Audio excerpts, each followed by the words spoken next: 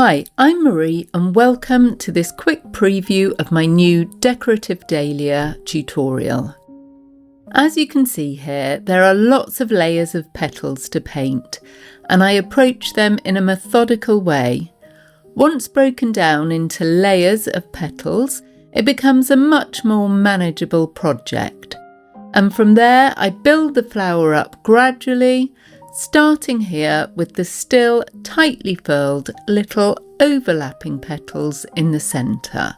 So while painting these in, I make sure that on each tiny section of petal I get my light and dark tones in place, so that from the very beginning I'm starting to create a feeling of depth in my painting.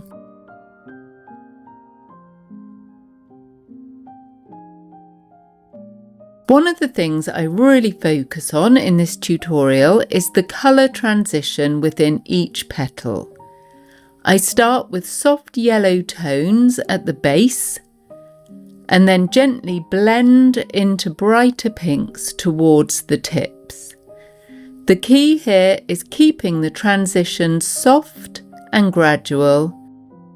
Alongside that, tone plays a really important role, as this is what creates depth in your painting and therefore gives it its three-dimensional look.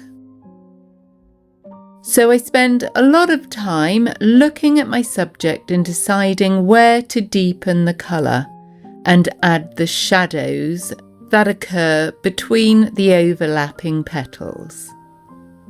And in this way, I slowly build up a lovely rounded form all over the flower head.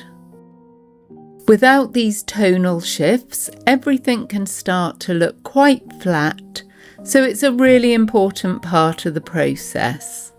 Because it's the contrast between light and dark that creates the depth and really brings your flower to life. So as I build up each layer, I'm constantly thinking where the darker areas are and where the petals overlap each other, as this creates a shadow between them. And then I look to see where I can gently deepen the colour to push certain areas back and bring others forward. It's the small decisions like these that really make a big difference. As the painting develops, you'll start to see the form of the flower emerging. And this doesn't come from adding lots of detail, it comes from where you carefully place your tones. Adding either a slightly darker edge or that shadow between petals, and then making sure that you maintain those lighter or highlighted areas as well. And all of these decisions work together to create that sense of depth. It's a really satisfying process as the flower slowly reveals itself as you go.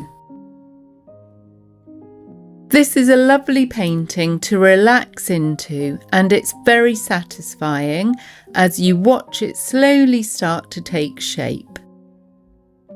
I then finish up by adding definition into the centre here and by adding these really dark shadows into the creases, as this really brings the flower to life. So I hope you've enjoyed this video. Don't forget to like and subscribe if you'd like to be kept up to date with more tips and techniques.